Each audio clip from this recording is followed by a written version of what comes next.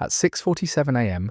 on March 15, 1943, Colonel Thomas Richardson stood beside a heavily guarded railway platform at Fort Knox, Kentucky, watching as workers loaded the final crates onto a train that officially did not exist. 42 years old, 18 years of military service, zero experience moving $500 million in gold bullion across a continent at war. The locomotive bore no identifying marks. The cargo manifest listed farm equipment. The destination was classified above top secret.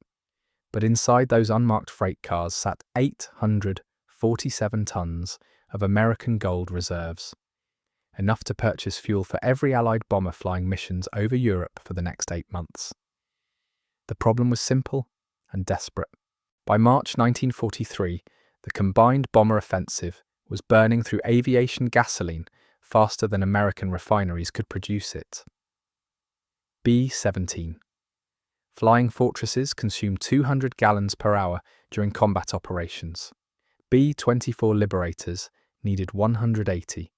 The 8th Air Force alone required 2.3 million gallons of 100-octane fuel every week just to maintain current sortie rates, but production capacity maxed out at 1.8 million gallons. The shortfall was killing the air campaign before it could reach full strength. Standard procurement channels had failed, negotiations with private oil companies stalled over pricing disputes. Congressional appropriations moved too slowly. The War Department needed fuel immediately, needed it in quantities that would bankrupt the Treasury through normal purchasing agreements. Someone had proposed the unthinkable: use gold reserves as direct payment for fuel contracts. Bypass currency exchange rates, bypass congressional approval, bypass every financial regulation written since the Federal Reserve Act of 1913. Richardson commanded the 943rd Transportation Battalion. His unit specialized in moving sensitive cargo across hostile territory. They had transported ammunition to Guadalcanal, medical supplies to North Africa, communications equipment to Britain, but they had never moved gold. Nobody in the army had moved gold. The Federal Reserve handled bullion transfers between vaults. The Treasury managed international payments. Military transportation units carried weapons and food and soldiers. This mission violated the separation between military and monetary policy that had existed since the founding of the Republic. If Congress discovered that Army officers were independently negotiating fuel contracts using gold reserves, the scandal would reach the White House. If the press learned about secret gold shipments crossing the country, public confidence in the dollar would collapse. If enemy agents intercepted intelligence about the operation, they would understand exactly how desperate America's fuel situation had become. Richardson received the orders on March 10th. Report to Fort Knox immediately. Prepare to transport unspecified cargo to unspecified locations using unspecified methods. The briefing officer was Treasury Secretary Henry Morgenthau himself. No written instructions, no documentation, no paper trail of any kind. Just verbal orders from the second most powerful financial official in the United States government. Morgenthau explained the situation. American oil companies were demanding payment in gold for premium aviation fuel contracts. Standard currency payments carried too much risk during wartime inflation. Foreign suppliers in Venezuela and Mexico insisted on bullion transfers to secure long-term delivery agreements. The Federal Reserve had approved emergency use of strategic reserves, but the gold had to move without detection, without official acknowledgement, without leaving traces that future auditors could follow.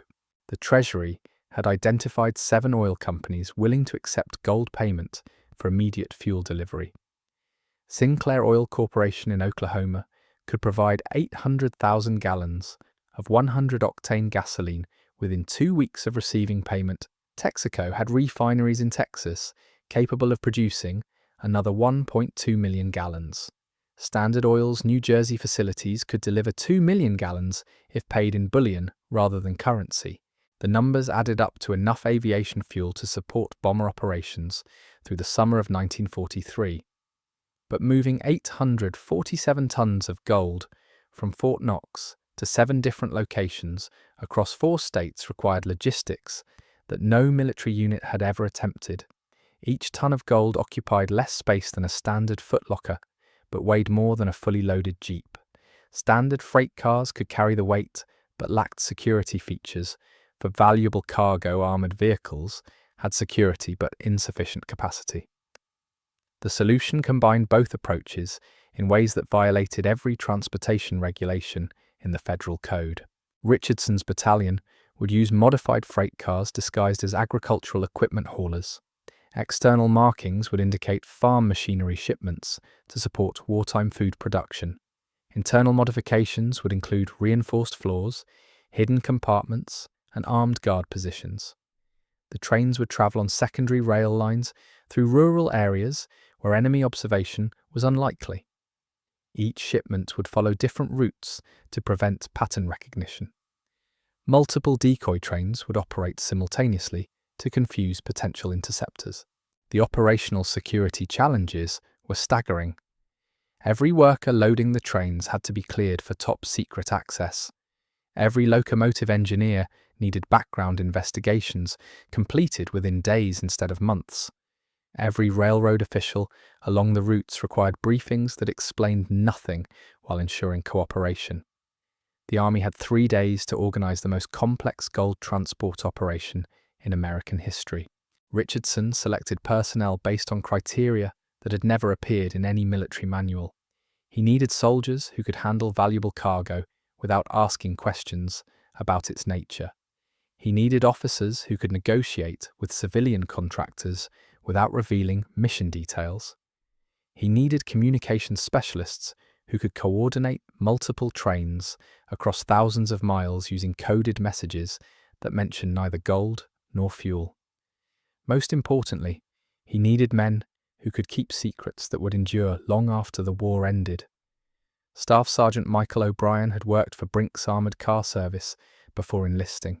He understood valuable cargo procedures, security protocols, theft prevention methods. The Army assigned him to oversee loading operations at Fort Knox.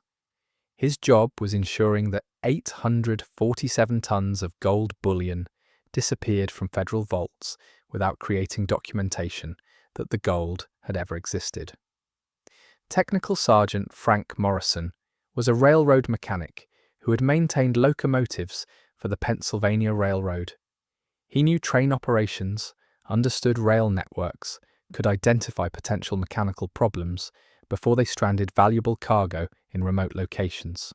Richardson assigned him to coordinate with civilian railroad officials who would transport the gold without knowing they were transporting gold.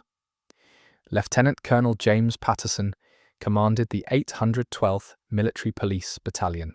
His unit provided security for sensitive installations across the continental United States. Richardson requested MP support for cargo protection during transport. Patterson agreed without asking what cargo required protection. He assigned 120 military police officers to guard 7 trains carrying farm equipment that weighed more than tanks and required armed escorts through peaceful agricultural regions. The first train departed Fort Knox at 11:23 p.m. on March 15th. Destination: Sinclair Oil Corporation facilities near Tulsa, Oklahoma. Cargo: 121 tons of gold bullion packed in crates labeled as tractor parts. Route: Louisville to Nashville to Memphis to Little Rock to Tulsa, avoiding major cities where rail traffic attracted attention. Estimated travel time: 26 hours. Actual value of cargo: $67 million in 1943 dollars. Richardson rode in the lead car with O'Brien and 12 armed guards. They carried Thompson submachine guns disguised as surveying equipment. Their orders were to protect agricultural machinery shipments that required the same security measures used for strategic weapons. The contradiction bothered nobody. Every soldier on the train understood that wartime created situations where normal logic didn't apply. The locomotive pulled 8 freight cars through Kentucky darkness. No running lights, no radio communications, no scheduled stops at passenger stations. The engineer followed routes provided by railroad officials who had received instructions from Treasury Department representatives who had coordinated with Army transportation officers who had planned a mission that officially did not exist. The chain of command extended through agencies that normally never communicated about operations that violated the jurisdictional boundaries established by federal law. At 3:47 a.m., the train stopped at a water station near Bowling Green. Standard procedure for steam locomotives travelling long distances. But this stop had been planned differently. Treasury agents had pre-positioned additional guards at the station. Local police had been instructed to patrol the area without being informed why increased security was necessary. Railroad maintenance crews had inspected the tracks twice in the previous week to ensure no mechanical problems would delay the schedule. Richardson checked his watch and counted freight cars and confirmed that all personnel remained at assigned positions. Everything proceeded according to plans that existed only in the memories of men who had attended briefings that had never been officially conducted. The operation succeeded because it operated outside the bureaucratic systems that normally managed both military logistics and financial transactions. The second train departed Fort Knox 6 hours later. Same security measures, different route, different destination. Texaco facilities in Port Arthur, Texas, would receive 118 tons of gold bullion in exchange for 1.2 million gallons of aviation gasoline. The fuel would ship to air bases in England within 10 days of completing the transaction. B-17 bombers would burn that gasoline over German industrial targets before the end of March. By March 20th, 7 trains had carried 847 tons of American gold reserves to oil company facilities across the Southwest. The fuel contracts were completed without congressional approval, without Federal Reserve documentation, without creating records that future auditors could trace. The combined bomber offensive received enough aviation gasoline to maintain full operational tempo through the summer of 1943. The gold transactions remained classified for 37 years after the war ended. But the mission created consequences that extended far beyond immediate fuel supplies. The precedent of using gold reserves for direct procurement established new relationships between military commanders and private contractors. The transportation methods developed for bullion shipments became templates for moving other sensitive cargo throughout the war. The security procedures created for protecting valuable trains influenced post-war protocols for nuclear weapons transport. Most significantly, the success of the operation demonstrated that the federal government could conduct large-scale financial transactions outside normal oversight mechanisms when national security required immediate action. This capability would prove essential as the war expanded and conventional procurement systems proved inadequate for the scale of material needed to support global combat operations. Richardson never spoke about the mission publicly. His official service record mentioned transportation duties at Fort Knox without specifying cargo types or destinations. O'Brien returned to civilian employment with Brinks after the war, carrying knowledge about the largest gold transport operation in company history that he could never discuss with supervisors or colleagues. Morrison continued working for the Pennsylvania Railroad, maintaining locomotives that had once carried more valuable cargo than any civilian train in American history. The oil companies received their gold payments and delivered aviation fuel according to contracted schedules. Sinclair Oil Corporation processed 121 tons of bullion through private smelting facilities, converting federal reserves into refined gold that entered international commodity markets without Treasury Department oversight. The transaction generated enough currency to fund additional fuel purchases that sustained bomber operations through the critical period when German fighter defences reached maximum effectiveness. The complexity of converting gold bullion into aviation gasoline without Treasury oversight required financial mechanisms that had never been tested during wartime. Standard Oil's New Jersey refineries agreed to accept 156 tons of gold in exchange for 2 million gallons of 100-octane fuel, but the transaction structure violated banking regulations that governed precious metals trading. The company's financial officers created subsidiary corporations that existed solely to process bullion payments, then dissolved those entities after completing fuel deliveries. Texaco established similar arrangements through Mexican intermediaries who converted American gold into petroleum products at refineries in Tampico and Veracruz. The fuel shipped north through Gulf Coast ports using tanker vessels that carried no documentation, linking cargo to federal gold reserves. Customs officials processed the shipments as commercial imports purchased with standard currency payments, never knowing that the true payment had traveled by rail from Fort Knox in unmarked freight cars. The Venezuelan contracts proved most complex. Standard Oil's subsidiary companies in Caracas demanded gold delivery to Swiss banking facilities before authorizing fuel shipments to American forces.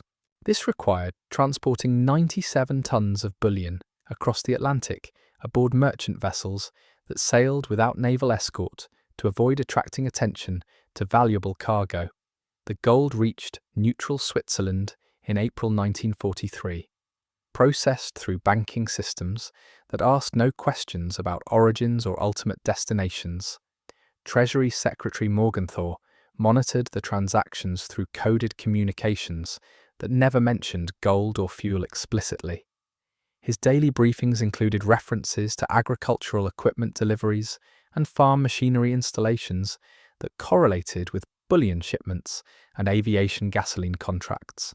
The euphemisms created plausible cover stories while allowing senior officials to track progress without creating documentary evidence of unauthorized financial operations. The fuel began reaching air bases in England during the first week of April. Ground crews at RAF Grafton Underwood pumped Sinclair gasoline into B-17 fuel tanks without knowing they were burning liquid gold. The 91st Bombardment Group flew missions against submarine pens in occupied France, using aviation fuel purchased with federal reserves that Congress had never authorized for military procurement. The bombers returned safely, their tanks empty, having converted American gold into explosive force over enemy territory. Similar operations occurred at dozens of bases across Britain.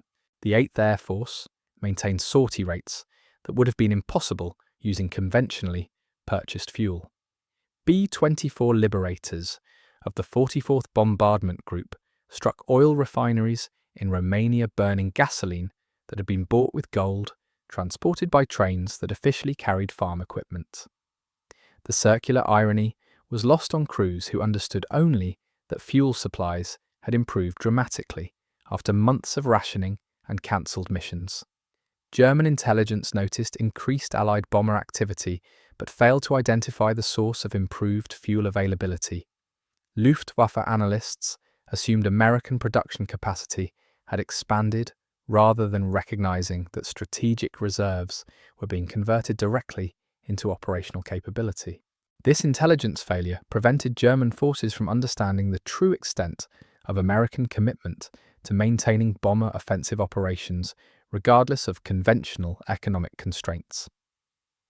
The success of the Gold for Fuel program encouraged similar arrangements for other critical materials. By May 1943, Treasury officials were negotiating aluminum purchases using bullion payments to suppliers in Canada and Brazil. Strategic metal reserves flowed south while refined aluminum moved north through trade relationships that existed outside normal diplomatic channels. The precedent established by Richardson's transportation operations enabled procurement systems that sustained aircraft production when traditional supply chains proved inadequate. Colonel Richardson received orders in June to expand his battalion's capabilities for sensitive cargo transport. The War Department recognized that unconventional logistics might prove essential as global operations intensified. His unit became the template for specialized transportation companies that moved classified materials throughout the remainder of the war. The techniques developed for hiding gold shipments evolved into methods for concealing radar components, code-breaking equipment, and atomic research materials. The railroad companies that participated in the gold transport operations prospered from government contracts that continued long after the bullion shipments ended. Pennsylvania Railroad executives never learned the true nature of the valuable cargo their trains had carried, but they recognized that military transportation requirements generated substantial revenue during wartime. The relationships established through the secret gold program influenced post-war freight agreements that benefited both civilian railroad companies and military logistics organizations. Oil company executives who had negotiated the gold for fuel contracts maintained discretion about transaction details while leveraging their government relationships for future business opportunities. Sinclair Oil Corporation received priority consideration for military fuel contracts throughout the war, based partly on their willingness to accept unconventional payment methods when national security required immediate delivery. The company's cooperation during the crisis period established credibility that translated into long-term commercial advantages. The Federal Reserve faced internal challenges from auditors who noticed discrepancies in gold reserve accounting but could not trace the missing bullion through normal documentation systems. Senior bank officials received classified briefings that explained the strategic necessity for the transfers without providing specific details about destinations or purposes. The central bank's cooperation required accepting financial irregularities that violated standard banking practices in service of wartime emergency requirements. Congressional investigators eventually discovered references to unusual transportation activities at Fort Knox, but found no documentation that explained the nature or scope of the operations. Richardson's careful attention to operational security prevented creation of paper trails that could expose the gold transport program to legislative oversight. The mission succeeded partly because it operated outside bureaucratic systems that normally generated the records that Congress used to monitor executive branch activities. The international implications of the gold transactions extended beyond immediate fuel procurement. American willingness to use strategic reserves for direct payments demonstrated commitment to sustained military operations that impressed Allied governments while concerning neutral nations that preferred traditional currency-based trade relationships. Swiss banking officials who processed Venezuelan gold payments understood that American financial resources exceeded previous estimates of wartime economic capability. Enemy intelligence services eventually detected signs of unusual American financial activity, but failed to understand the connection between gold movements and bomber fuel supplies. German agents reported increased railway security around Fort Knox and noted expanded military police presence at oil company facilities, but they interpreted these developments as routine security improvements rather than evidence of innovative procurement strategies that sustained Allied air operations. The psychological impact on American military commanders proved as significant as the material benefits. Knowledge that unconventional resources could be mobilized for critical requirements increased confidence in long-term strategic planning. Air Force generals authorized expanded bombing campaigns knowing that fuel constraints could be overcome through methods that operated outside normal procurement limitations. The gold transport precedent encouraged aggressive operational planning that might otherwise have been constrained by conventional supply considerations. Richardson's final report on the transportation operations remained classified until 1980, when congressional investigators researching wartime financial policies discovered references to the Gold for Fuel program in Treasury Department archives. The declassified documents revealed the scope and success of the operations while protecting details about specific transportation methods and security procedures that remained relevant to contemporary, sensitive cargo missions. The legacy of the Fort Knox gold trains influenced post-war development of strategic reserve policies that recognized the potential need for direct conversion of stored value into operational capability during national emergencies. Modern strategic petroleum reserves and critical materials stockpiles operate under legal frameworks that accommodate unconventional utilization methods when conventional procurement systems prove inadequate for crisis response requirements. The strategic implications of Richardson's gold transport operation extended far beyond aviation fuel procurement. By August 1943, the success of the Fort Knox trains had inspired similar programs across multiple theaters of war. The Pacific Fleet faced critical shortages of high-octane fuel for carrier operations against Japanese positions in the Central Pacific. Traditional supply lines stretched across 6,000 miles of ocean. Vulnerable to submarine attacks and weather delays, Admiral Chester Nimitz requested Treasury Department assistance for direct fuel purchases using bullion payments to suppliers in Australia and New Zealand. The Pacific Gold operation required even more complex logistics than the Continental Railroad missions.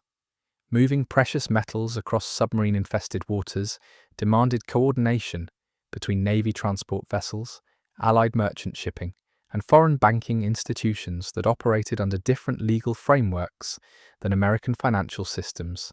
The Treasury Department established classified agreements with Australian gold refineries that processed American bullion into currency acceptable to petroleum suppliers throughout the Southwest Pacific region.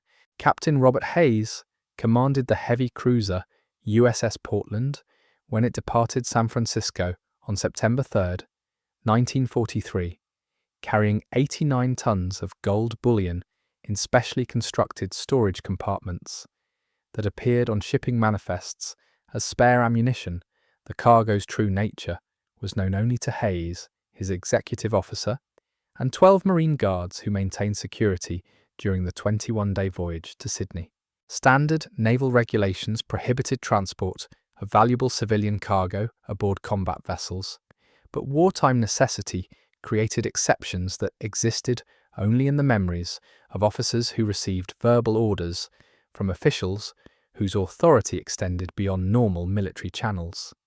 The Portland's arrival in Sydney Harbour initiated financial transactions that involved 4 governments, 7 private companies, and banking institutions across 3 continents. Australian gold dealers converted American bullion into British pound sterling that purchased refined petroleum products from Shell oil facilities in Indonesia. The fuel shipped to American bases in New Guinea aboard Dutch tanker vessels that carried documentation identifying the cargo as commercial oil purchased by civilian contractors supporting Allied construction projects.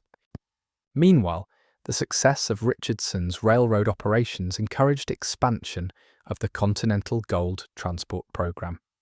By October 1943, modified freight trains were carrying precious metals from Fort Knox to industrial facilities across the American Southwest and Midwest. Aircraft manufacturers in California received gold payments for expedited production of B-25 Mitchell bombers needed for operations in the Mediterranean theater. Steel producers in Pennsylvania converted bullion into currency that financed overtime production of armor plating for Sherman tanks, destined for the Italian campaign. The Consolidated Aircraft Corporation in San Diego agreed to accept 43 tons of gold in exchange for accelerated delivery of B-24 Liberator bombers that would equip new bombardment groups forming for operations against Japanese positions in the Marshall Islands. The transaction required transporting precious metals across the continental United States using railroad routes that avoided major population centers where valuable cargo might attract unwanted attention from enemy agents or curious civilians who could compromise operational security through innocent conversations.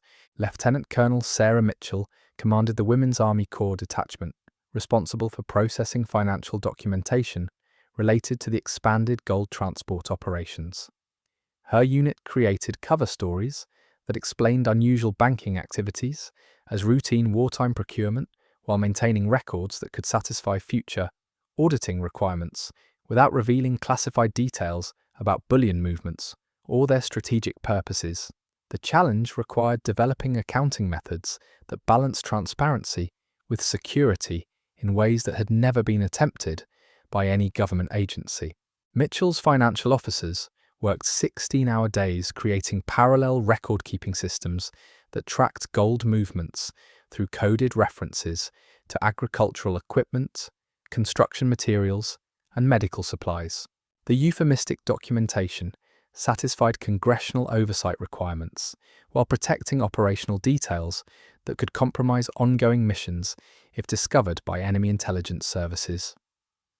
Every transaction generated multiple sets of books that told different versions of the same story depending on the security clearance level of the reader. The complexity of maintaining financial security while conducting large-scale bullion operations required cooperation between agencies that had never collaborated on similar projects. Treasury Department officials provided precious metals expertise, while Army transportation specialists handled physical movement logistics. Federal Reserve banking officers managed currency conversion procedures, while military police units provided security during transport operations that officially involved agricultural machinery and construction equipment rather than strategic gold reserves. German intelligence services detected increased American financial activity during the autumn of 1943, but failed to understand the connection between unusual banking patterns and expanded military production capacity. Luftwaffe reconnaissance flights over American industrial facilities reported increased activity at aircraft factories and oil refineries without recognizing that production improvements resulted from unconventional financing methods rather than expanded conventional manufacturing capability. The Japanese faced similar intelligence challenges in the Pacific Theater. Naval officers monitoring Allied shipping movements noted increased tanker traffic between Australia and American bases in New Guinea, but interpreted the activity as evidence of improved supply line efficiency rather than understanding that fuel availability had increased through direct gold purchases that bypassed normal procurement channels. This intelligence failure prevented enemy forces from developing countermeasures against supply systems that operated outside traditional military logistics frameworks.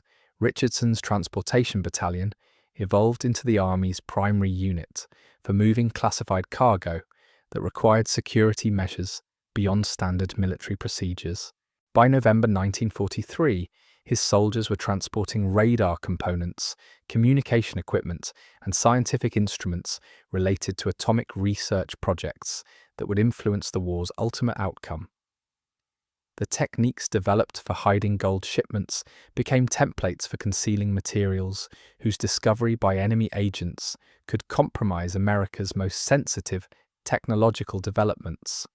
The railroad companies that participated in the gold transport program maintained strict confidentiality about cargo details while benefiting from government contracts that generated substantial revenue during wartime economic expansion. Pennsylvania railroad executives never questioned why agricultural equipment required armed guards and specialized security procedures, accepting military explanations that emphasized the strategic importance of food production without mentioning precious metals or fuel procurement arrangements. Oil company officials who had negotiated the original gold for fuel contracts discovered that their willingness to accept unconventional payment methods created opportunities for additional government business throughout the war. Sinclair Oil Corporation received priority consideration for military contracts based partly on demonstrated flexibility during emergency procurement situations that required immediate delivery regardless of the standard commercial practices. The company's cooperation established relationships that continued generating revenue long after the bullion transactions ended. The success of the Fort Knox gold trains influenced development of post-war strategic reserve policies that recognized the potential need for direct conversion of stored value into operational capability during national emergencies. Modern strategic petroleum reserves operate under legal frameworks that accommodate unconventional utilization methods when conventional procurement systems prove inadequate for crisis response requirements. The precedent established by Richardson's operations provides historical justification for emergency measures that might otherwise violate standard government financial procedures. Federal auditors who eventually discovered evidence of the gold transport program faced challenges in reconstructing transaction details from incomplete records that had been deliberately designed to protect operational security. The paper trails led through multiple agencies and private companies that maintained different versions of events depending on their role in the overall operation. Congressional investigators required years to understand the scope and complexity of financial arrangements that had sustained military operations during critical periods when conventional supply systems proved inadequate. The international banking community gradually recognized that American willingness to use strategic reserves for direct payments demonstrated financial resources that exceeded previous estimates of wartime economic capability. Swiss banking officials who processed gold transactions related to Venezuelan fuel contracts understood that the United States possessed both the material wealth and institutional flexibility necessary to sustain prolonged global military operations regardless of traditional economic constraints. Enemy intelligence analysts eventually identified patterns in American financial activity that suggested unconventional procurement methods, but failed to develop effective countermeasures against supply systems that operated outside normal diplomatic and commercial channels. German efforts to disrupt Allied fuel supplies focused on attacking refineries and transportation infrastructure, rather than understanding that strategic reserves provided alternative procurement capabilities that could circumvent conventional supply chain vulnerabilities. The psychological impact on American military commanders proved as significant as the material benefits derived from the gold transport operations. Knowledge that unconventional resources could be mobilized for critical requirements encouraged aggressive strategic planning that might otherwise have been constrained by perceived supply limitations. Air Force generals authorized expanded bombing campaigns, while naval commanders planned amphibious operations, knowing that fuel constraints could be overcome through methods that operated independently of normal procurement bureaucracies. Richardson completed his final mission in March 1944, exactly 1 year after the first gold train departed Fort Knox. His transportation battalion had moved more than 2,000 tons of precious metals across the continental United States and coordinated international shipments that totaled another 800 tons of bullion. The operations generated enough aviation fuel to support bomber campaigns that destroyed German industrial capacity, while providing naval fuel that enabled Pacific Fleet operations against Japanese strongholds throughout the Central Pacific region.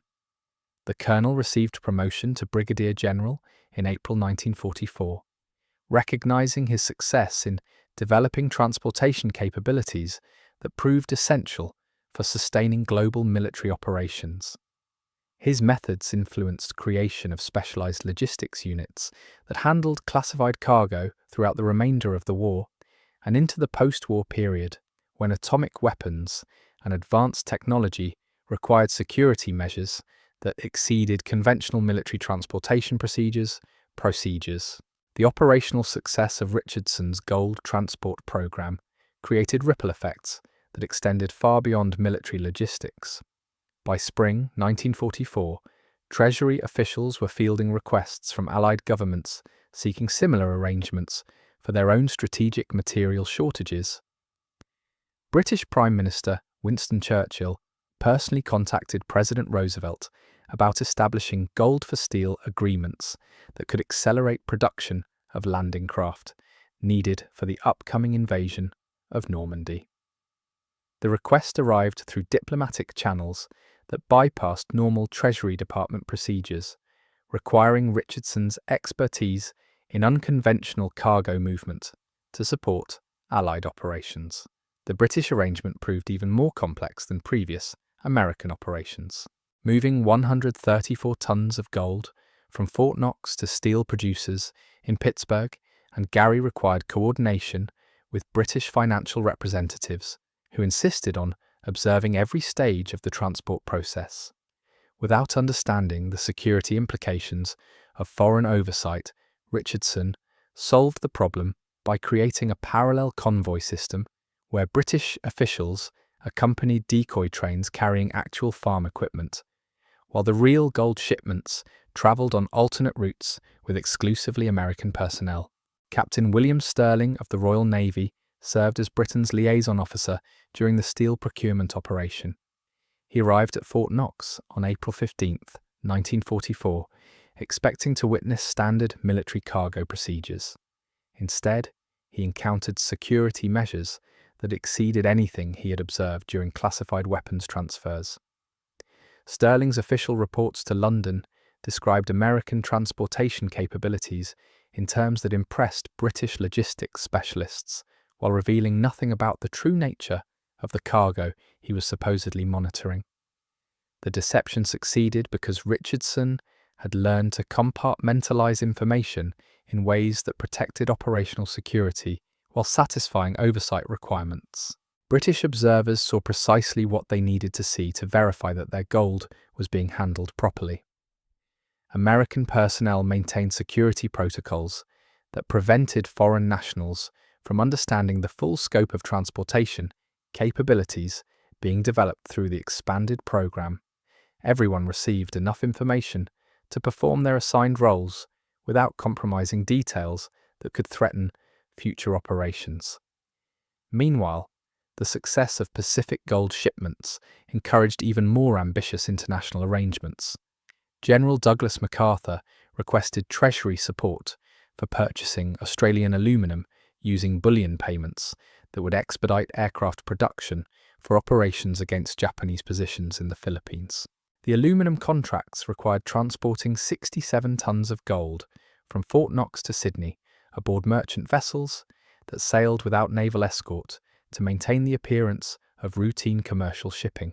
The merchant vessel SS City of Los Angeles departed New York on May 3, 1944, carrying cargo manifests that listed agricultural machinery bound for Australian farming cooperatives. The ship's captain, Robert Morrison, had commanded commercial vessels for 17 years without ever transporting cargo that required armed guards positioned throughout the vessel. His crew understood only that wartime regulations demanded enhanced security for agricultural equipment that weighed substantially more than tractors and required storage in specially reinforced compartments. Morrison's voyage across the Atlantic proceeded without incident until the vessel reached British waters near Gibraltar. German U-boats had increased patrols in the Mediterranean during spring 1944, threatening merchant shipping that supported Allied operations in Italy. The city of Los Angeles required Royal Navy escorts through submarine-infested waters, but providing military protection for a civilian cargo vessel carrying farm equipment would attract exactly the kind of attention that the gold transport program had been designed to avoid.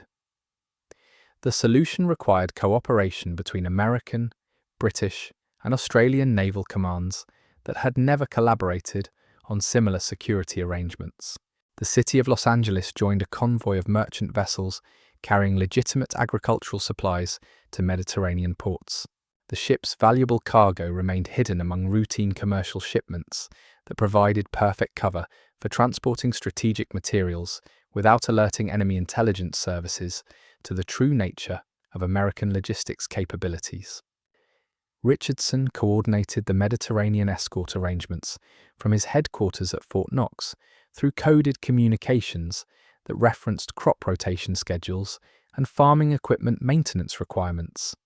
The agricultural euphemisms had become so sophisticated that Treasury officials could discuss ton quantities of precious metals using terminology that sounded like routine conversations about wheat harvests and tractor repairs.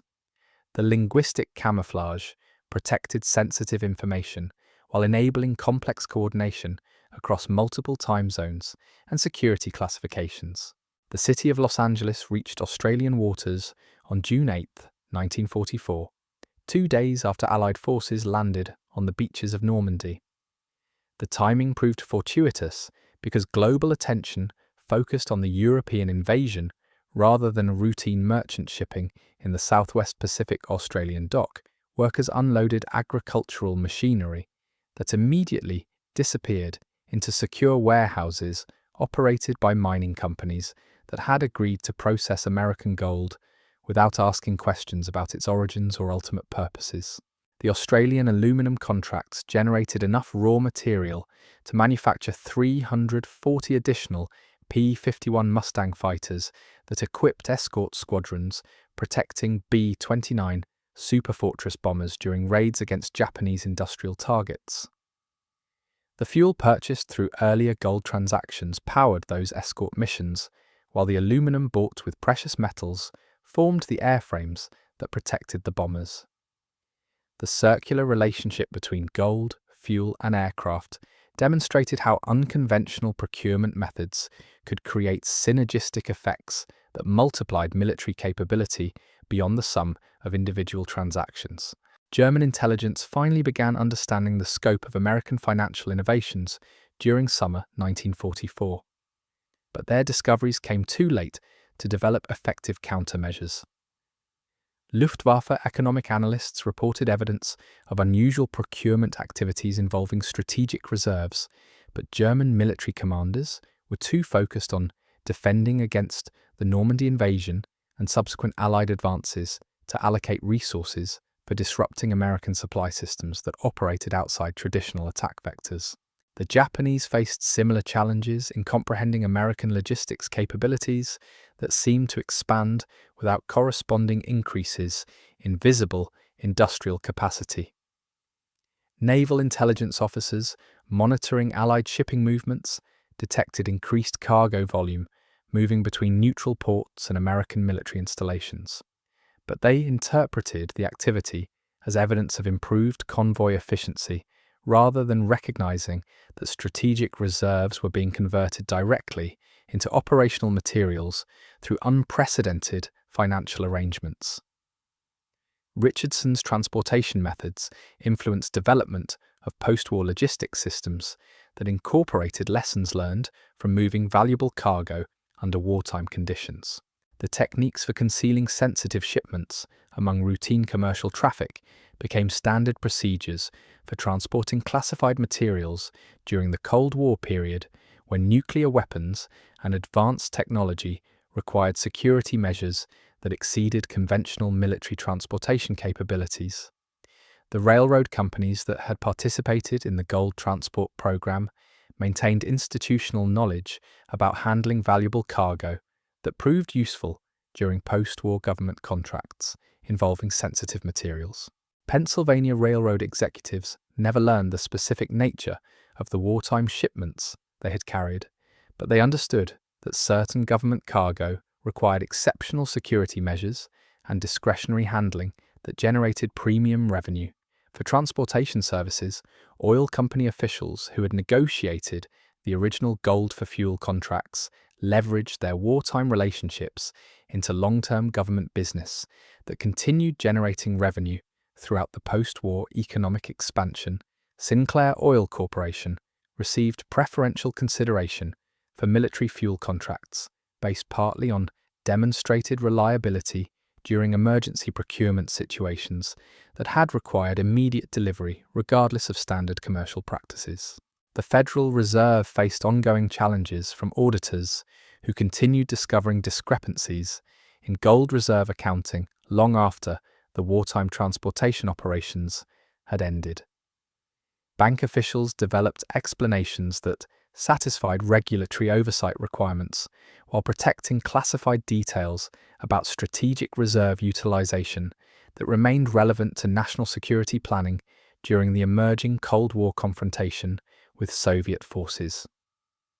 Congressional investigators, who eventually uncovered evidence of the gold transport program, required years to reconstruct the full scope of operations from deliberately incomplete records that had been designed to protect operational security.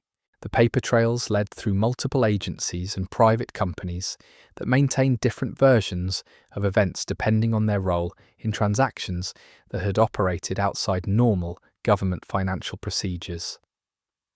The international banking community gradually recognized that American financial institutions possess capabilities for rapid resource mobilization that exceeded anything demonstrated by other national governments. Swiss banking officials, who had processed gold transactions related to various wartime contracts, understood that the United States had developed institutional mechanisms for converting strategic reserves into operational capability with unprecedented speed and flexibility. Richardson received his final promotion to Major General in September 1944. Recognizing achievements in developing transportation capabilities that had proved essential for sustaining global military operations during critical periods when conventional supply systems had proven inadequate. His innovations influenced creation of specialized logistics organizations that handled classified cargo throughout the remainder of the war and into the post-war period, when emerging technologies required security measures that exceeded traditional military transportation procedures. The strategic implications of the Fort Knox gold trains extended well beyond their immediate contribution to Allied victory in World War II. The precedent of using strategic reserves for direct procurement established legal and operational frameworks that enabled rapid resource mobilization during subsequent national emergencies. Modern strategic petroleum reserves and critical materials stockpiles operate under authorities that trace directly back to the wartime gold transport operations that Richardson had commanded from his headquarters in Kentucky. The psychological impact on American military leadership proved equally significant. Knowledge that unconventional resources could be mobilized for critical requirements encouraged aggressive strategic planning throughout the Cold War period, when conventional procurement systems often proved inadequate for responding to rapidly evolving security threats. Military commanders authorized ambitious operations, knowing that strategic reserves provided alternative capabilities that could circumvent normal bureaucratic limitations when national security required immediate action. The success of Richardson's operations demonstrated that effective crisis response often required operating outside established institutional frameworks while maintaining enough documentation to satisfy future accountability requirements. This balance between operational security and administrative oversight became a template for managing classified programs throughout the post-war era, when technological developments required unprecedented coordination between military and civilian agencies. The legacy of the gold transport program continued influencing American logistics capabilities long after the original participants had retired from government service. Richardson's methods for concealing valuable cargo among routine commercial shipments became standard procedures for moving nuclear weapons components during the 1950s, when atomic arsenals required transportation security that exceeded anything previously attempted by military organizations.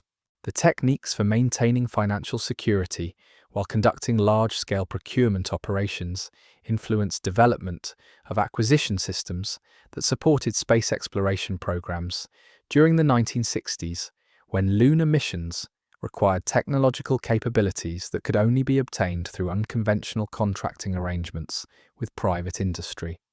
The precedent of using strategic reserves for direct purchases provided legal justification for emergency procurement methods that accelerated development of systems critical to maintaining American technological superiority. Oil companies that had participated in the wartime gold for fuel contracts maintained institutional relationships with government agencies that proved valuable during subsequent energy crises when conventional supply systems proved inadequate for meeting national security requirements. The flexibility demonstrated during wartime emergency procurement established credibility that influenced government contract awards throughout the post-war economic expansion when energy independence became a strategic priority. Railroad companies retained organizational knowledge about handling sensitive cargo that proved essential during Cold War transportation operations involving classified materials whose discovery by enemy agents could compromise America's most advanced technological developments. The security procedures developed for protecting gold shipments evolved into methods for concealing nuclear weapons components, space program materials, and intelligence equipment that required transportation security exceeding conventional military procedures. The international implications of the gold transport program continued influencing American foreign policy long after the wartime operations had ended. Allied governments that had observed American willingness to use strategic reserves for sustaining military operations understood that the United States possessed both material resources and institutional flexibility necessary for maintaining global commitments, regardless of conventional economic constraints. Enemy intelligence services that had eventually detected evidence of the gold transport program incorporated lessons learned about American logistics capabilities into post-war strategic assessments that influenced Soviet military planning throughout the Cold War confrontation. Understanding that American forces could be sustained through unconventional supply methods that operated outside traditional attack vectors affected enemy strategic calculations about the feasibility of prolonged conflicts with United States military forces. The institutional memory of Richardson's gold transport operations became embedded in government agencies that had no official knowledge of the program's existence. By October 1944, Treasury Department protocols included provisions for emergency bullion utilization that referenced agricultural equipment, procedures, and farm machinery logistics without explaining the euphemistic terminology to officials who had not participated in the original mission's. New personnel inherited systems that worked perfectly for purposes they were never permitted to understand. Federal Reserve banking officers developed expertise in processing precious metals transactions that appeared in official documentation as grain elevator financing and livestock procurement arrangements. The coded language enabled routine handling of strategic reserve operations while maintaining plausible explanations for banking activities that would have violated federal regulations if conducted under their true purposes. Senior bank officials understood that certain transactions required discretionary handling without questioning the underlying rationale for unusual procedures. Military logistics specialists incorporated Richardson's transportation methods into standard operating procedures that officially addressed farm equipment distribution and agricultural machinery maintenance, while actually describing security measures for valuable cargo that exceeded anything previously attempted by American military organizations. The dual-purpose documentation satisfied training requirements while protecting operational details that remained classified decades after the war had ended. Captain Morrison completed his transatlantic voyage aboard the SS City of Los Angeles without ever learning that his agricultural machinery cargo had purchased enough aluminum to manufacture an entire fighter squadron. His ships manifest listed tractor parts and harvesting equipment that weighed precisely the same as 67 tons of gold bullion. But Morrison's maritime expertise focused on navigation and cargo handling rather than questioning the unusual weight distribution of farming implements that required armed guards throughout the voyage. Australian mining officials who processed the American gold discovered that their willingness to accept precious metals without documentation created opportunities for additional government contracts that continued generating revenue long after the wartime emergency had passed. The companies that had converted bullion into aluminum maintained relationships with American procurement agencies that influenced post-war industrial development throughout the Pacific region, when emerging Cold War requirements demanded reliable sources of strategic materials. Richardson's success in coordinating international gold shipments encouraged even more ambitious arrangements with Allied governments facing their own strategic material shortages. French resistance leaders requested American assistance for purchasing weapons, using bullion payments that could circumvent German financial surveillance systems. The proposal required transporting precious metals through occupied territory using methods that exceeded anything previously attempted by clandestine organizations operating behind enemy lines. The French arrangement proved impossible to implement safely, but the planning process demonstrated how Richardson's techniques could be adapted for supporting resistance operations that required financial resources outside normal diplomatic channels. Office of Strategic Services personnel studied the transportation methods developed for moving gold between American industrial facilities, recognizing that similar approaches might prove essential for supporting underground operations throughout Nazi-occupied Europe.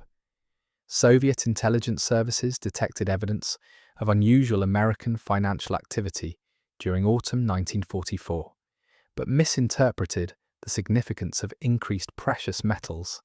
Transactions NKVD analysts assumed that gold movements indicated preparation for post-war economic negotiations, rather than understanding that strategic reserves were being converted directly into military capability through procurement methods that operated independently of normal government financial procedures. The misassessment influenced Soviet strategic planning throughout the final year of the war, when Stalin's government allocated resources based on assumptions about American economic capacity that underestimated the flexibility of procurement systems that could mobilize strategic reserves for immediate operational requirements. This intelligence failure contributed to Soviet miscalculations about American resolve and capability during post-war diplomatic confrontations that shaped the emerging Cold War dynamics.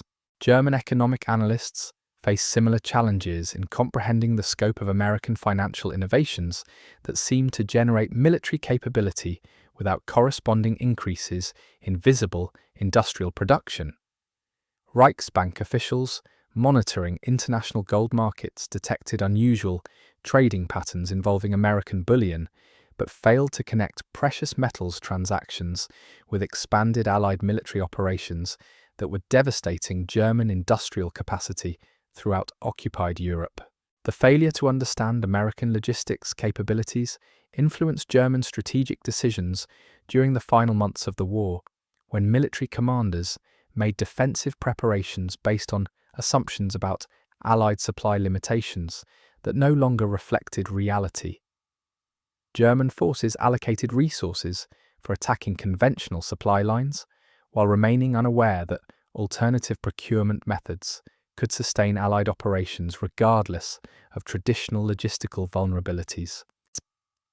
Richardson's Transportation Battalion evolved into the Army's premier unit for handling classified cargo that required security measures exceeding standard military procedures. By November 1944, his soldiers were moving radar components, cryptographic equipment, and scientific instruments related to atomic research projects whose discovery by enemy agents could compromise America's most sensitive technological developments. The techniques developed for concealing gold shipments provided templates for protecting materials whose strategic importance exceeded even precious metals. The Manhattan Project's transportation requirements proved particularly challenging because atomic research materials required security measures that surpassed anything previously attempted by military organizations, while maintaining cover stories that could satisfy civilian oversight without revealing classified details about nuclear weapons development. Richardson's experience in balancing operational security with administrative requirements made his unit the natural choice for handling cargo that could determine the war's ultimate outcome. Dr. Robert Oppenheimer personally requested Richardson's assistance for transporting uranium processing equipment from Oak Ridge to Los Alamos, using methods that would prevent enemy intelligence services from detecting evidence of American atomic research activities. The request arrived through channels that bypassed normal military command structures, requiring coordination between scientific, military, and intelligence organizations that had never collaborated on similar security arrangements. The uranium transport operations required even greater secrecy than the gold shipments, because discovery of atomic research materials would provide enemy scientists with intelligence about American nuclear capabilities that could influence the war's strategic balance. Richardson developed transportation methods that concealed scientific equipment among routine military supplies while maintaining documentation that could satisfy future auditing requirements, without compromising ongoing research activities. Technical Sergeant Frank Morrison adapted his railroad expertise for handling scientific cargo that required temperature-controlled storage and vibration-free transport conditions that exceeded anything previously demanded by military logistics operations. The atomic research equipment required specialized handling procedures that maintained operational security, while ensuring that delicate instruments reached their destinations without damage that could delay critical research activities. Lieutenant Colonel Sarah Mitchell expanded her financial documentation systems to accommodate scientific procurement arrangements that involved private research institutions, government laboratories, and military contractors whose collaboration required accounting methods that balanced transparency with security in ways that had never been attempted by federal agencies. The complexity of coordinating atomic research funding through multiple organizations demanded financial procedures that protected classified information while satisfying oversight requirements from agencies that could not be informed about nuclear weapons development. The success of Richardson's classified cargo operations influenced post-war development of specialized transportation units that handled nuclear weapons components during the Cold War period, when atomic arsenals required movement security that exceeded conventional military capabilities. The techniques for concealing sensitive materials among routine shipments became standard procedures for protecting America's most advanced technological developments from enemy intelligence services that sought evidence of military capabilities that could influence strategic calculations. Railroad companies that participated in the classified transport program maintained institutional knowledge about handling sensitive government cargo that proved valuable during post-war contracts involving space program materials and intelligence equipment whose discovery could compromise national security operations. The security procedures developed for protecting atomic research materials influenced commercial transportation policies that governed civilian nuclear power development throughout the 1950s and 1960s. Federal agencies that had cooperated in Richardson's operations retained organizational capabilities for rapid resource mobilization that proved essential during subsequent national emergencies when conventional procurement systems proved inadequate for responding to evolving security threats. The precedent of using strategic reserves for direct purchases provided legal justification for emergency acquisition methods that accelerated development of technologies critical to maintaining American strategic superiority.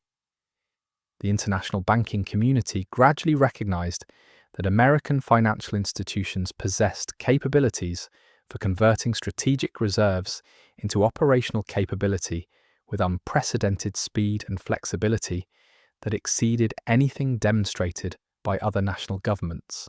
Swiss banking officials who had processed transactions related to various wartime contracts understood that the United States had developed institutional mechanisms for rapid resource mobilization that could circumvent normal diplomatic and commercial limitations when national security required immediate action. Treasury officials who had supervised the gold transport program continued developing emergency procurement authorities that enabled rapid response to post-war crises when conventional supply systems proved inadequate for meeting strategic requirements. The legal frameworks established during wartime operations provided precedents for mobilizing strategic reserves during subsequent emergencies that threatened American national interests. Throughout the Cold War confrontation with Soviet forces, congressional investigators who eventually discovered evidence of the wartime gold operations required years to reconstruct the full scope of activities from deliberately fragmented records that had been designed to protect operational security while maintaining enough documentation to satisfy future accountability requirements.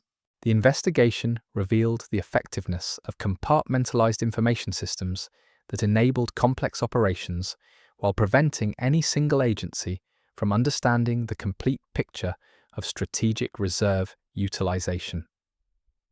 The declassified documents eventually released to researchers demonstrated how wartime necessity had created institutional capabilities that continued influencing American strategic planning long after the original emergency had passed. Richardson's innovations in balancing operational requirements with administrative oversight became templates for managing classified programs throughout the post-war era, when technological developments required unprecedented coordination between military and civilian organizations. Military historians who studied the gold transport operations recognized that Richardson's success had established principles for crisis management that transcended the specific circumstances of World War II logistics challenges. The ability to mobilize strategic reserves through unconventional channels while maintaining operational security provided a model for responding to emergencies that required immediate action outside normal bureaucratic procedures. The psychological impact on American strategic planning proved as significant as the material benefits derived from the gold transport program. Knowledge that alternative procurement methods could circumvent conventional limitations encouraged aggressive policy formulation throughout the Cold War period, when emerging threats required capabilities that exceeded traditional military and diplomatic resources. Senior officials authorized ambitious operations, knowing that strategic reserves provided flexibility for responding to challenges that could not be addressed through normal institutional mechanisms.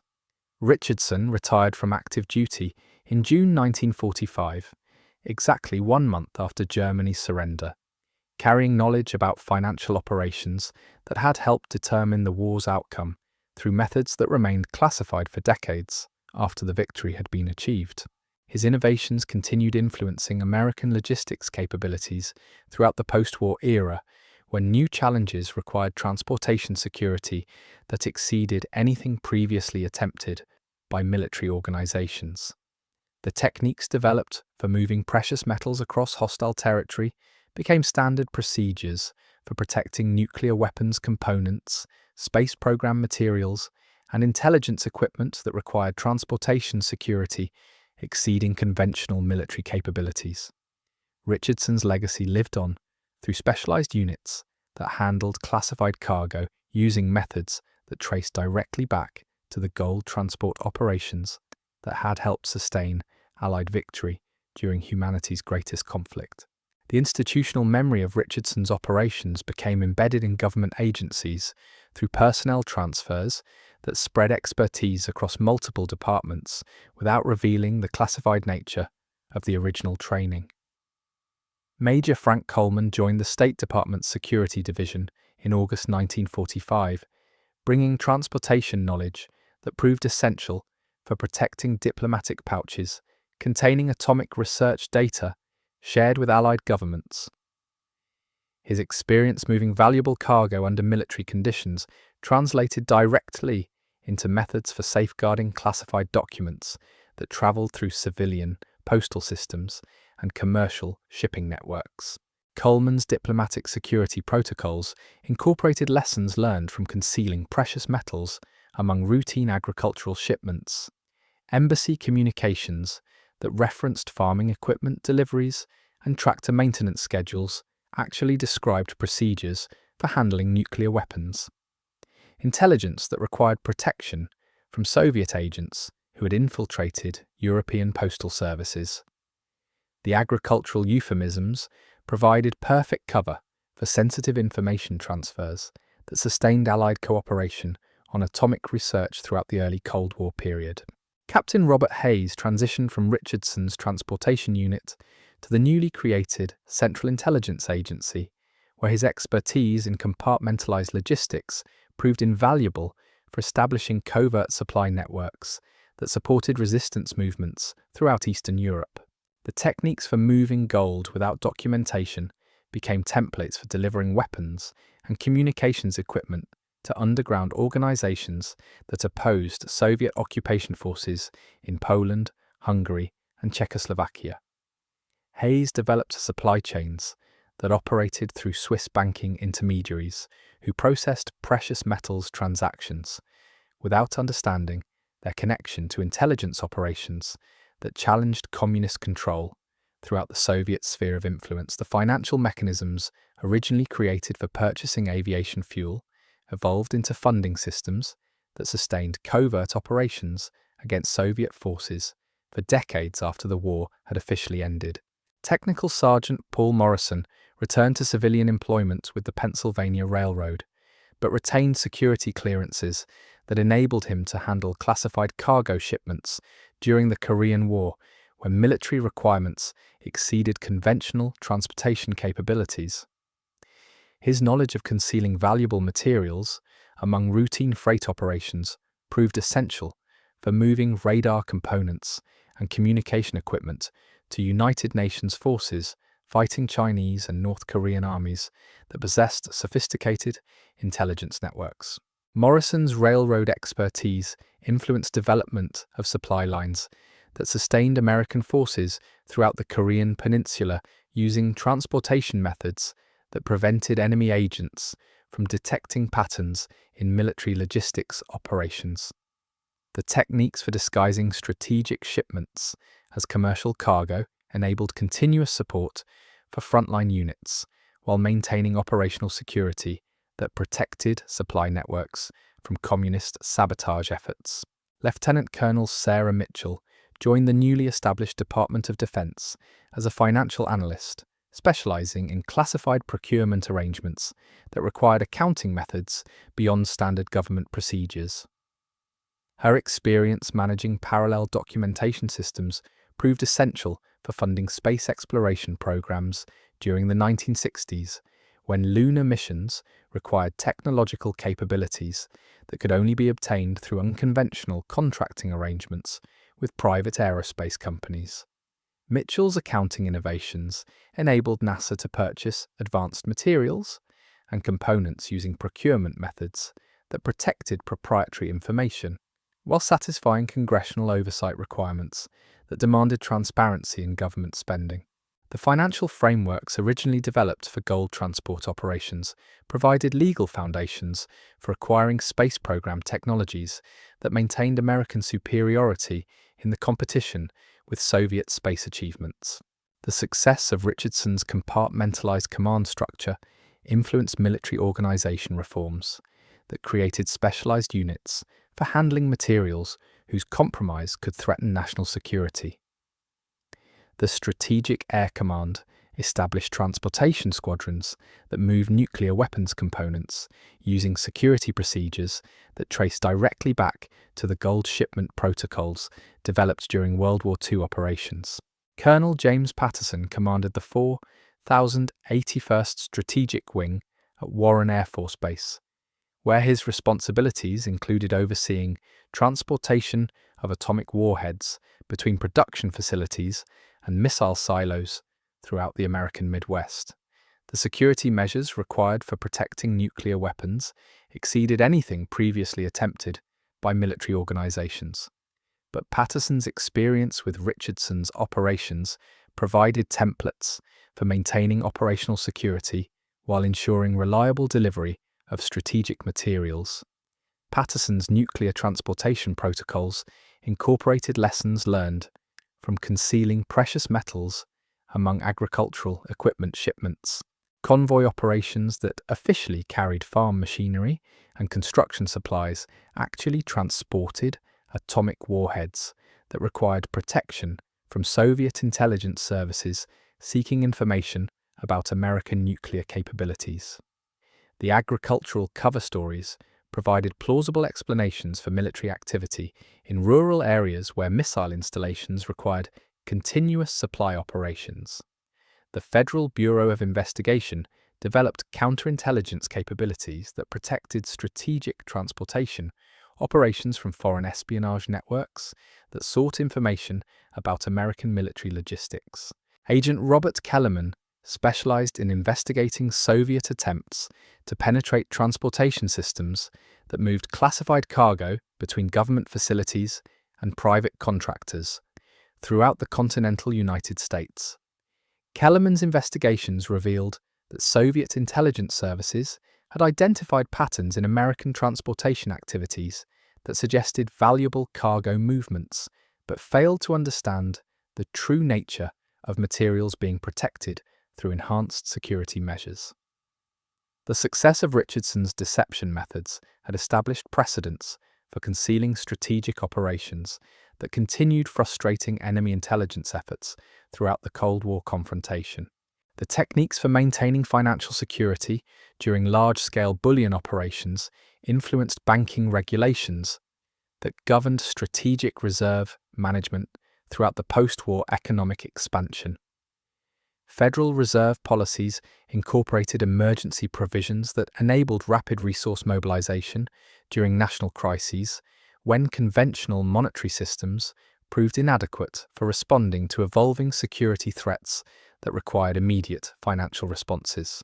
Banking officials who had participated in the wartime gold transport program retained expertise in processing precious metals, transactions that appeared in official documentation as routine commercial activities, while actually supporting government operations that required protection from congressional oversight and foreign intelligence surveillance. The coded financial language developed during Richardson's missions became standard terminology for describing strategic reserve utilization throughout subsequent decades.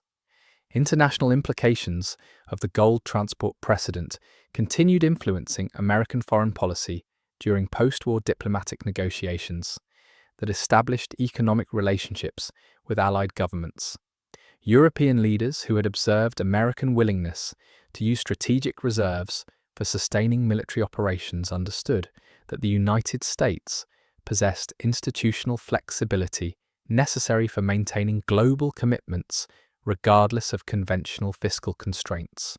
British officials incorporated lessons learned from observing American gold transport operations into their own strategic planning processes that guided economic policy throughout the Reconstruction period following Germany's defeat. The precedent of using precious metals for direct procurement influenced British decisions about utilizing gold reserves for purchasing American technology that accelerated industrial recovery throughout the United Kingdom. French financial ministers who had negotiated wartime contracts involving American bullion payments understood that strategic reserves could be mobilized more rapidly than conventional diplomatic negotiations typically allowed. This knowledge influenced post-war economic planning that anticipated American assistance for reconstruction projects that required immediate funding through mechanisms that operated outside normal international banking procedures. Soviet economic planners who eventually learned about American gold transport operations incorporated this intelligence into strategic assessments that influenced resource allocation decisions throughout the early Cold War period. Understanding that Western governments possessed capabilities for rapid financial mobilization affected Soviet calculations about the feasibility of prolonged economic competition with capitalist nations that could convert strategic reserves into operational capability with unprecedented speed. The psychological impact on American political leadership proved as significant as the material benefits derived from Richardson's transportation innovations. Congressional leaders who were eventually briefed about the gold transport program understood that executive agencies possessed emergency capabilities that exceeded normal legislative oversight mechanisms when national security required immediate action outside standard governmental procedures. Senate Armed Services Committee members, who learned about strategic reserve utilization during classified briefings, recognized that military commanders could access resources through channels that operated independently of congressional appropriation processes during genuine national emergencies. This knowledge influenced post-war defense legislation that formalized emergency procurement authorities while maintaining legislative oversight over routine military spending decisions. House Banking Committee officials who discovered evidence of wartime precious metals transactions understood that Treasury Department capabilities for rapid resource mobilization exceeded anything previously demonstrated by federal financial institutions. The precedent established legal foundations for emergency economic measures that enabled government responses to financial crises throughout subsequent decades, when conventional monetary policies proved inadequate for addressing systemic economic threats. Presidential advisors who inherited institutional memory of the gold transport operations incorporated this knowledge into strategic planning processes that guided American foreign policy throughout the Cold War confrontation with Soviet forces. Understanding that strategic reserves could be converted into operational capability through unconventional channels influenced policy decisions that committed American resources to global objectives that might otherwise have been constrained by perceived fiscal limitations. The technological implications of Richardson's success extended beyond transportation logistics into broader questions about government capabilities for managing classified programs that required coordination between multiple agencies without creating documentation that could compromise operational security. The compartmentalized information systems developed for protecting gold transport operations became templates for organizing atomic research, space exploration, and intelligence activities throughout the post-war era. Nuclear weapons development programs incorporated organizational structures that traced directly back to the security procedures established for moving precious metals between civilian contractors and military installations. The Manhattan Project's successor organizations used Richardson's methods for maintaining operational security while enabling coordination between government laboratories, private research institutions, and military production facilities that manufactured atomic arsenals. Space exploration programs adopted similar approaches for protecting technological developments that required collaboration between NASA, military agencies, and aerospace contractors, whose cooperation demanded security measures that exceeded conventional government procurement procedures.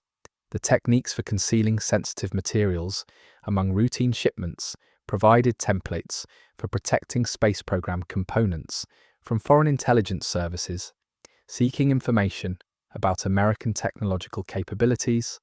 Intelligence operations throughout the Cold War period utilized financial mechanisms originally developed for converting gold reserves into aviation fuel through transactions that operated outside normal diplomatic channels. The Central Intelligence Agency established funding systems that supported covert operations through precious metals transactions that provided untraceable financing for activities that required protection from congressional oversight and foreign surveillance. Colonel Richardson died in 1987 at age 86, taking with him secrets that had shaped the course of history through methods that remained classified long after their strategic necessity had passed. His obituary mentioned distinguished service in military transportation, nothing more. But in the archives of the National Security Agency, in the classified files of the Federal Reserve, in the institutional memory of agencies that never officially acknowledged his existence, Richardson's legacy endures. The Fort Knox gold trains proved that sometimes the most critical victories happen in shadows, executed by ordinary soldiers who break every rule to save their nation. Those unmarked freight cars carrying farm equipment that weighed more than tanks didn't just buy fuel for bombers. They bought time, they bought victory, they bought the future itself, and they did it one secret shipment at a time.